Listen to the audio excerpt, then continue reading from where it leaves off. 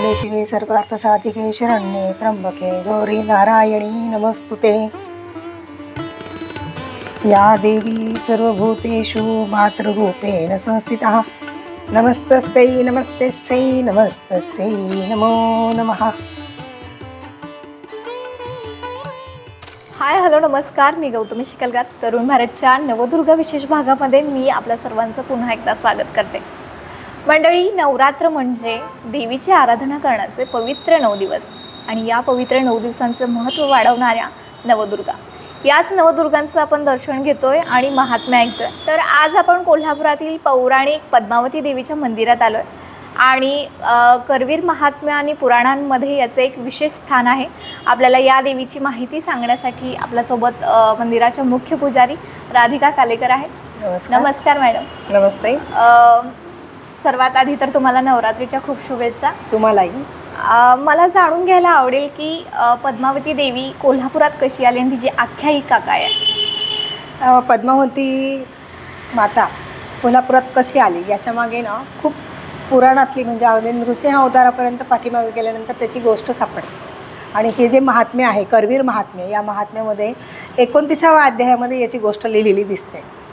गोष्ट अशी आहे की भक्त प्रल्हाद यांचे वडील म्हणजे हिरण्यकश्यपू, आणि ह्या हिरण्यकश्यपूने संपूर्ण समाजाला म्हणा किंवा प्रजेला म्हणा त्रस्त केलेलं असतं, कारण त्यांची प्रवृत्ती राक्षसी असते आणि ह्या प्रवृत्तीला सगळा समाज त्रस्त झालेला असतो।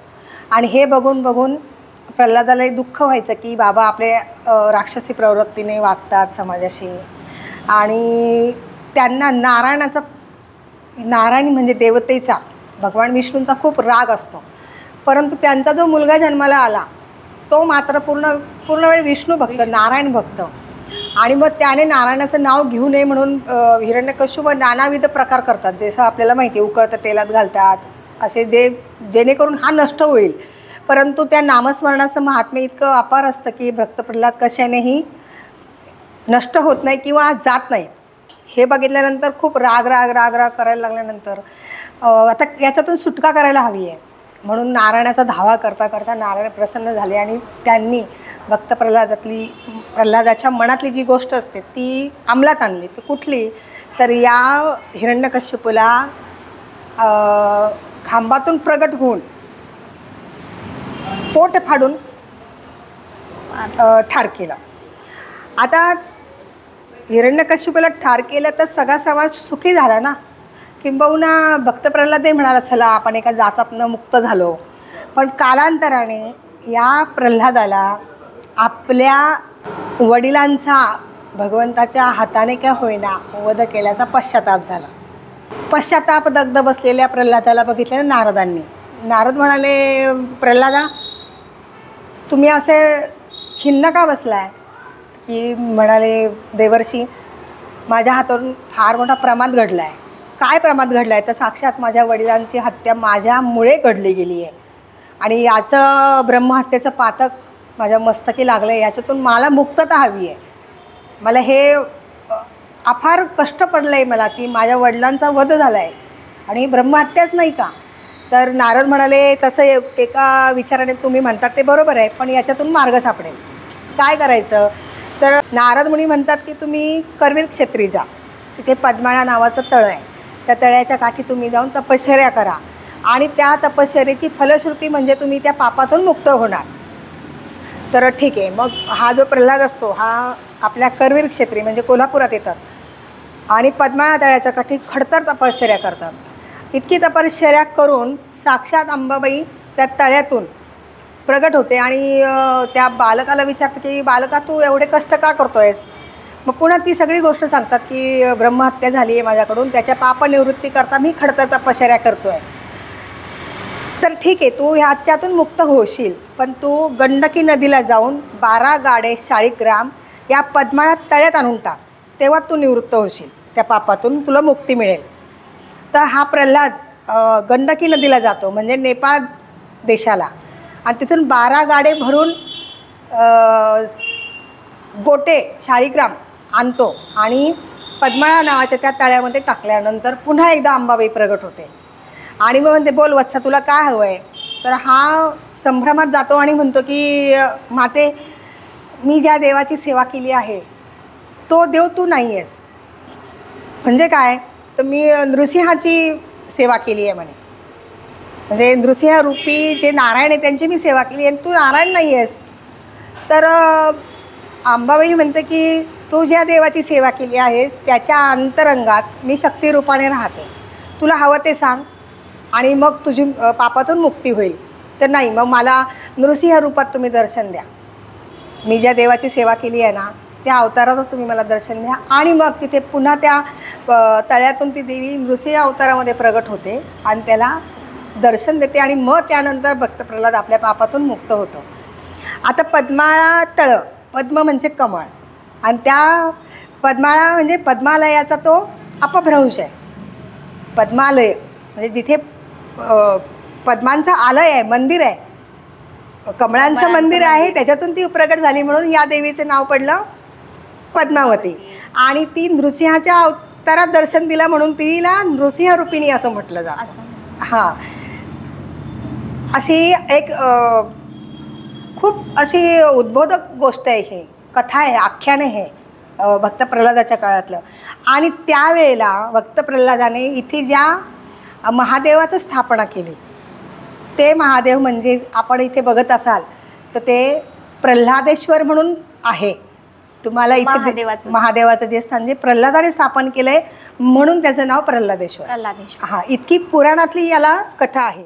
ही पौराणिक कथा झाली. मग स्थानिक लोकांमध्ये याविषयीची श्रद्धा काय, आख्यायिका कशी आहे? स्थानिक लोकांमध्ये आपल्या पद्मावतीच्या बद्दल अपार श्रद्धा आहे. आपल्या मंदिरामध्ये जैन धर्मीय सुद्धा खूप मोठ्या प्रमाणात येतात. याला कारण धरणेंद्र पद्मावती हे पार्श्वनाथांचे यक्षिणी आहेत, म्हणजे रक्षक देवता आहे. आता हे त्यांचे रक्षक देवता कशा झाल्या, तर याच्यामागे एक छोटीशी गोष्ट आहे की धरणेंद्र पद्मावती नागनागिनीच्या रूपात असताना आगीमध्ये होरपळतात आणि त्यांचं रक्षण पार्श्वनाथ स्वतः करतात. आणि त्या आगीतून त्यांचा बचाव केल्यानंतर ते दोघेही सेवाव्रतीनं पार्श्वनाथांचे यक्षिणी म्हणजे रक्षण करण्यासाठी सज्ज होतात. त्यामुळे आपल्या मंदिरामध्ये, कोल्हापूरच्या या पद्मावतीच्या मंदिरामध्ये जैन धर्मीय भरपूर महाराष्ट्रातून येतात दर्शनासाठी. हिंदू धर्मीयसुद्धा संपूर्ण महाराष्ट्रातून इथे दर्शनासाठी येतात. कित्येक जणांची कुलदेवता जी आहे ती पद्मावती आहे. अगदी प्रत्येक दुर्गाष्टमीला येणारे भक्त आहेत, प्रत्येक मंगळवारी शुक्रवारी नित्य नेमाने येणारे भक्त आपल्या मंदिरामध्ये आहेत. तर मग तुम्ही आता म्हणाला की स्थानिक लोकांमध्ये अशा प्रकारची आख्यायिका आहे. मंदिरामध्ये कोणकोणत्या, आता महादेवाचं म्हटलं तसं आणखी कुठल्या देवाचं स्थान आहे? आता आपल्या मंदिरामध्ये तुम्ही जर बघाल तर भगवान विष्णू आहेत, नाईबा आहेत, नागाचं मंदिर आहे, नागाची मूर्ती आहे, हनुमान आहेत. तुम्ही या बाजूला बघितलं तर सटवाई आहे, गजलक्ष्मी आहे, अगसी लोपामुद्रा आहेत, गणपती आहेत. अशा सगळ्या देवता इथे आहेत. याच्या व्यतिरिक्त भक्त प्रल्हादाने स्थापन केलेलं प्रल्हादेश्वर म्हणून भगवान महादेवांचंही स्थान आहे. असं सगळं खूप सर्वसमावेशक असं देवतांचं इथे मंदिर आहे. मंदिराच्या स्थापत्याविषयी काही विशिष्ट रचना आहे का? म्हटलं तर तसं विशिष्ट नाही. आपल्या सामान्यपणे बघाल तसंच मंदिरासारखं मंदिर आहे. मात्र स्थान महात्म्य हे पुराणापर्यंत पोहोचतं, हे नाकारून चालणार नाहीच. आणि आपलं जे पद्मावतीचं मंदिर आहे ते उत्तराभिमुख आहे. सुरुवातीच्या काळामध्ये मंदिरातले जे देवदेवता आहेत ना अशा थोड्याशा इथे अशा ठेवलेल्या दिसायच्या. मात्र 1990, 91-92 या दरम्यान इथले जे भक्त आहेत मळगेकर पाटील म्हणून, त्यांनी या मंदिरामध्ये तुम्हाला जे दिसतं आहे RCC बांधकाम ते त्यांनी करून दिलं आहे. थोडंसं आधुनिक त्याला टच दिला आहे. आपण काय म्हणू शकतो, आधुनिक पद्धतीने त्याचं बांधकाम करून दिलं आहे. मग मूर्तीची रचना कशी आहे, त्याचं स्थापत्य कशा प्रकारची आहे? मूर्ती जी आहे ती साधारण 2 ते 2.5 फूट उंचीची आहे, बैठी स्वरूपात आहे. आणि मूर्तीचा एक पाय दुसऱ्या गुडघ्यावरती ठेवलेल्या रूपात आहे. पायामध्ये तोडे वाळे पैंजण रेखलेले आहेत आणि दोन्ही हातांमध्ये तलवार आणि ढाल अशी तिथे दिसते. अशी रचना. हो. आणि आता नवरात्र चालू आहे, तर नवरात्रीत वेगवेगळे उत्सव आयोजित केले जातात मंदिरांमध्ये. तर पद्मावती देवीच्या मंदिरात कशा प्रकारे उत्सवाचं आयोजन असतं? नवरात्रीमध्ये 9 दिवस पूर्ण आपल्या मंदिरामध्ये महत्त्वाचा मुद्दा असा आहे की आपली पद्मावती जी आहे ती कोल्हापुरातल्या ज्या नवदुर्गा आहे त्या नवदुर्गातल्या तृतीय क्रमांकाची आपली देवता येते. त्यामुळे सगळ्या महाराष्ट्राला नवदुर्गेचं महात्म्य माहिती असल्याकारणानं 9 दिवस पूर्ण महाराष्ट्रातनं देवीला दर्शनासाठी खूप अलोट गर्दी होते. आणि या नवरात्र उत्सव काळामध्ये आमच्या देवीचं मंदिर पहाटे 5 वाजता उघडतं. षोडशोपचारे पूजा केली जाते. पूजा करून अलंकार साडी चढवली जाते, साडी नेसवली जाते, अलंकार चढवले जातात, कुंकू रेखलं जातं आणि सगळा साज शृंगार तिला करून खूप सजवलं जातं. त्या साज शृंगारामध्ये काय विविध मंदिरांमध्ये असतात वेगवेगळे दागिने की ठराविक तीच घातले पाहिजेत, तर पद्मावती देवीला कोणत्या प्रकारचे दागिने वगैरे घातले जातात का विशिष्ट? मुळात पद्मावती देवीला नवरात्र उत्सव काळामध्ये पूर्ण रेशमी वस्त्रांनी तिला सजवलेलं असतं, नेसवलेली साडी तिची जी असते ती रेशमी असते. दुसरं म्हणजे तिचे जे अंगावरचे दागिने आहेत जे आपल्या कोल्हापूरमध्ये पारंपरिक दागिने घातले जातात ते सगळे दागिने तिला चढवले जातात. आणि डोईवरती छान किरीट असतो आणि त्याच्यावरती गजरा माळलेला असतो. हार वेगवेगळ्या रंगांचे फुलांचे हार, चाफ्याचा हार तिला घातला जातो आणि तिला खूप सुंदर पद्धतीने नटवलं जातं. आणि नवरात्रोत्सव काळामध्ये आपल्याकडे सांगावंसं वाटेल मला की भवानी मंडपातली जी तुळजाभवानीचं मंदिर आहे त्या मंदिरातली पालखी षष्टीला आपल्याकडे पान सुपारीचा विडा अर्पण करून दर्शन घ्यायला येते. ही खूप मोठी परंपरा आहे. संपूर्ण संस्थांचा म्हणजे तुळजाभवानी संस्थांचा जो लवाजमा आहे तो सगळा लवाजमा, वाजंत्री सगळेजण घेऊन खूप सुंदर वातावरण असतं. सगळीकडे रांगोळ्या घातलेल्या असतात, फुलांच्या पायघड्या घातलेल्या असतात. हे नवदुर्गांपैकी सगळ्या देवींना असतं का फक्त पद्मावती? सगळ्या देवींना असतं की नाही या संदर्भात मला तशी माहिती नाही, पण आमच्या देवीकडे म्हणजे पद्मावतीकडे मात्र प्रत्येक षष्टीला येतेच पालखी आणि संपूर्ण लवाजमा, भालदार, चोपदार हे सगळे त्यांच्यासोबत असतात. आणि खूप मोठी अशी यात्रा मंदिरामध्ये एक वेगळं स्वरूप त्यामुळे प्राप्त होतं.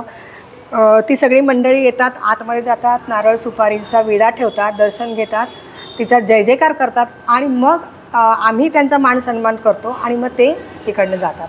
हे पण नवरात्र उत्सवातला एक वेगळा आमच्या इथला उत्सवच आहे तो. हां, कारण तो तुळजाभवानीच्या देवस्थानांकडे कडून आमच्याकडे येतो. हा महत्त्वाचा. त्याचं काय विशिष्ट कारण तुळजाभवानी आणि पद्मावती देवीचं? तसं वैशिष्ट्यपूर्ण दुसरी गोष्ट मला सांगता येणार नाही, कारण जसं असं पंचमीला ललिता पंचमीचं जे असतं महालक्ष्मी आणि त्र्यंबोलीची भेट तसा विषय असा दिसत नाही. म्हणजे ते जे करतात ना ते फक्त येतात, पान सुपारीचा विडा ठेवतात, दर्शन घेतात, आम्ही त्यांना सन्मान करतो आणि मग ते जातात, असंच आहे. आणि मग देवीचा अनुभव म्हणजे हां त्याविषयी स्थानिक लोकांमध्ये काय अनुभव आहेत का? आता तुम्ही पुजारी आहात तर तुमच्यापर्यंत सुख दुःख लोकांची येतच असते, तसं काही तुम्हाला अनुभव आलाय का? 100% मला इथे अगदी अवश्य सांगावं असं वाटतं. एके दिवशी आम्ही नवरात्रीचा दिवस होता, 7वी किंवा 8वी माळ असेल, संध्याकाळी 8च्या दरम्यान एक दाम्पत्य घाम पुसत आमच्या देवळामध्ये प्रवेशलं. तर हीच ती मूर्ती हेच ते देऊळ म्हणून ती त्यांची पत्नी होती ती सांगायला लागली आणि खूप अफाट आनंदून गेले. त्या आनंदामध्ये ती घावेघूम झाली होती. तिच्या त्या उत्साहाच्या तिचा तो अफाट उत्साह पाहून मी म्हटलं, काकू तुम्ही असं एवढं काय असं सापडलं, खूप वर्षांपासून हरवलं आहे ती तुम्हाला आज सापडलं, असं एवढा आनंद कसा काय झाला आहे तुम्हाला? तर काय सांगू तुम्हाला, मला ना 2 महिन्यापासून एक मंदिर माझ्या स्वप्नात यायचं आणि त्या मंदिरामध्ये काय दिसायचं आहे, तू इकडे ये, जिथं 2 नारळाची झाडं आहे ना त्या मंदिरात तू ये, जिथं 2 नारळाची झाडं आहे ना तिथं तू ये. आणि मग तुम्ही कुठून आला आहे? तर आम्ही पुण्याहून आलो आहे म्हणाल्या. पुण्यावरनं 2 नारळाची झाडं ज्या देवळात आहे त्या देवळात ये, तुझी मी वाट बघती आहे असं सांगणारी देवी ती त्या कोल्हापूरला आल्यानंतर सकाळी 7 वाजल्यापासून ते रात्री 8 वाजेपर्यंत रिक्षामध्ये फिरत होत्या की हे 2 नारळाचे झाडं असणारं देऊळ कुठे आहे, हे 2 नारळाचं झाडं असणारं देऊळ कुठे आहे. ते शोधत त्या ज्यावेळेला 8 वाजता इथे आल्या त्या तिकडं टर्न म्हणजे त्या कोपऱ्यातनं वळाल्याबरोबर त्या आनंदाचं एवढं भरतं आलं की त्यांना त्या आनंदानं घाम आला. आणि इथे आल्यानंतर अक्षरशः इथे पायरीजवळ त्यांनी दंडवत घातला आणि हो मला ह्याच देवीला हीच देवी मला दर्शन देत होती. तर हे जे स्थान महात्म्य आपण जे म्हणतो किंवा जाज्वल्य पुण्यापर्यंत हां जाज्वल्यता जी आहे पद्मावतीची आपल्या, तर हा जो माझ्या 10-15 वर्षांच्या कालावधीमध्ये पद्मावतीला इथे पुजारी पण करत असताना आलेला जो अनुभव आहे हा मलाही अंगावर काटे देऊन गेला की अरे आपली देवी किती जाज्वल्य आहे की ही त्यांच्या स्वप्नात तिथे गेली आणि 2 नारळाची झाडं ज्या देवळात आहे तिथे मला घेऊन जा म्हणून आपल्या नवऱ्याला सांगत ती दिवसभर कोल्हापुरात शोधत होती. म्हणजे हे वेगळंच आहे ना काहीतरी, आपण कल्पना नाही करू शकत या गोष्टींची, इतकं ह्या पद्मावतीचं स्थान महात्म्य आहे. नवरात्रीमध्ये नैवेद्याचं कशा प्रकारे असतो? नवरात्रीमध्ये सकाळी पंचामृत फळं आणि जे आपण उपवासाला जे पदार्थ खातो त्या सगळ्या पदार्थांचा नैवेद्य इथे असतो. संध्याकाळी आरतीच्या वेळेला आमच्याकडे संध्याकाळी बरोबर 8 वाजता आरती होते इथे, तर त्यावेळेला मग पुन्हा खारीक म्हणा, खजूर म्हणा, जे आपल्याला प्रसाद रूपाने वाटता येईल, खडीसाखर, फळं, केळी, सफरचंद, हे जे हे नवरात्रीचंच असतं का इतर वेळेला इतर वेळेला नैवेद्य असतात? पौर्णिमेला पुरणपोळीचं नैवेद्य आणि इतर वेळेला दूध म्हणजे शेवयाची खीर, तांदळाची खीर, रव्याची खीर, गव्हाची खीर किंवा अगदी भाजी भाकरीचा सुद्धा नैवेद्य आपण जे रोज घरी बनवतो. वेगळा पदार्थ कुठला असतो? पुरणपोळीच महानैवेद्याची असते ना. नवरात्रीच्या काळामध्ये पायसाचं सुद्धा खूप महत्त्व सांगितलेलं असतं. पायस काय? पायस हे दुधापासून आटीव दुधापासून बनवलेला पदार्थ म्हणजे पायस.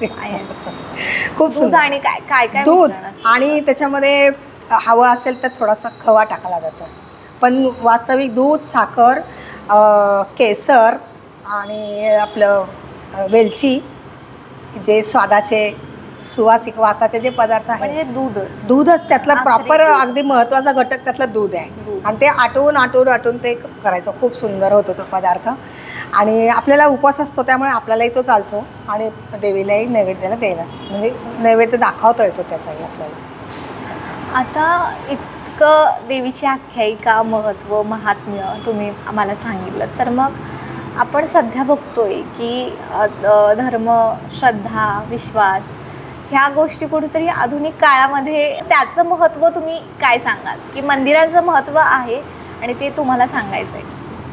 आपण मंदिरात का जातो मला सांगा? आपली दुःख अडचणी सांगण्यासाठी, समाधानी होणं. म्हणजे काय आहे की आपल्या मनाचं समाधान जिथे जातो, किंबहुना दुसरं तुम्हाला सांगायचं आहे, श्रोता वक्ता श्रीराम समर्थ असं म्हटलं जातं. श्रोता म्हणजे कोण? ऐकणारा. आपण जेव्हा काही सांगतो तर तो समोरचा जेव्हा ऐकून घेतो ना तेव्हाच आपण त्याच्याकडे जातो. लक्षात घ्या. तर देव सगळ्यांचं ऐकून घेतो. पहिला मुद्दा तिथेच आहे की तुम्ही देवाकडे गेला तर देव म्हणत नाही आता तू गप्प बस म्हणून. कधी पाहिलंय का तुम्ही कुठल्या मंदिरात गेलाय आणि आता बास कर तुझं असं म्हटलेला देव अजून मला दिसला नाही. म्हणून आपल्या अंतर्मनात जी सुखदुःख असतात ती भगवंताला सांगण्यासाठी म्हणून आपण मंदिराकडे जातो. एक गोष्ट. दुसरी गोष्ट, आपल्याला भाजी बनवायची असेल तर आपण कुठे जातो? किचनमध्ये. त्याच्या आधी आपण बाजारात. म्हणजे ते बाजार हे त्या भाजीचं स्थान महात्म्य आहे. मग तिथे बाजारात आपल्या घरात भाजी पिकत नाही, तिथून आणूनच मग आपण ती करणार आहे. प्रत्येक गोष्टीला एक स्थान महात्म्य आहे. तसं मंदिरातल्या देवदेवतांच्या भोवती एक वेगळ्या प्रकारची ऊर्जा असते. ती ऊर्जा आपल्याला चैतन्य निर्माण करते. म्हणून आपण मंदिरात जावंच. हा एक आपल्या शास्त्रामध्ये, धर्मशास्त्रामध्ये हे सांगितलेलं आहे अगदी. आणि मग आपण जर म्हणाल ना तर आधुनिक काळामध्ये मंदिरांचं महात्म्य कमी होतंय काय, वाढतंय काय? असं नाही आहे. मंदिरांचं महात्म्य जेवढं होतं तेवढंच आहे, तेवढंच राहणार आहे. कारण मी इथे मंदिरात बसते ना तरी या मंदिरामध्ये इंजिनियर, डॉक्टर, बॅरिस्टर, वकील, उच्च विद्याविभूषित सगळी लोक येतात. 100% उद्योगपती. आधुनिक काळामध्ये मंदिरांचं महात्म्य अजिबात कमी झालेलं नाही आहे. कारण की मी बघते इथे शालेय विद्यार्थी रेग्युलर नित्यनेमाने येणार आहेत की मी आता शाळेला चाललो आहे, आता मी देवाला दर्शन घेतो, एक फूल वाहतो, खडीसाखर देतो, नमस्कार करतो आणि जातो. असं करणारे आमच्या ह्या परिसरातले खूप विद्यार्थी आहेत जे आता 8वी 9वी 10वी या दरम्यान शिकतात. म्हणून आपण असं म्हणूच शकत नाही की देवळाचं महात्म्य अजिबात कमी झालेलं नाही आहे. त्याशिवाय आपल्या मंदिरामध्ये सर्व उच्च विद्याविभूषित लोक येतात दर्शनाला. उद्योगपती येतात, डॉक्टर येतात आणि म्हणतात आमची आजी पण येत होती, कोणी म्हणतं आमची पणजी पण यायची. आपल्या देवळामध्ये कुटुंबामधले 4-4 पिढ्या सहकुटुंब दर्शनाला येणारे आहेत आपल्याकडे. मग त्याची काहीतरी अनुभूती असल्याशिवाय तर येणारच नाही ना. त्यामुळे मंदिरांचं महत्त्व आधुनिक काळामध्ये आपल्याकडे टिकून आहे. कायम राहणार आहे, टिकून राहणार आहे, ते कधीही कमी होणार नाही. मॅडम तुम्ही खूप छान पद्धतीनं पद्मावती देवीची एक आख्यायिका महात्म्य सांगितलं, तुमचा वेळ दिलात आम्हाला आणि खरंच खूप छान समाधानी वातावरणामध्ये इथं मला अनुभव मिळाला की खरंच इथं खूप गारवा आहे, सकारात्मक ऊर्जा आहे आणि ती प्रत्येक मंदिरामध्ये असतेच. तुम्ही तुमचा वेळ दिलात त्यासाठी धन्यवाद आणि तरुण भारतकडून तुम्हाला नवरात्रीच्या खूप शुभेच्छा. तुम्हालाही सर्व तरुण भारतच्या श्रोत्यांना आमच्याकडूनही नवरात्रीच्या खूप खूप शुभेच्छा.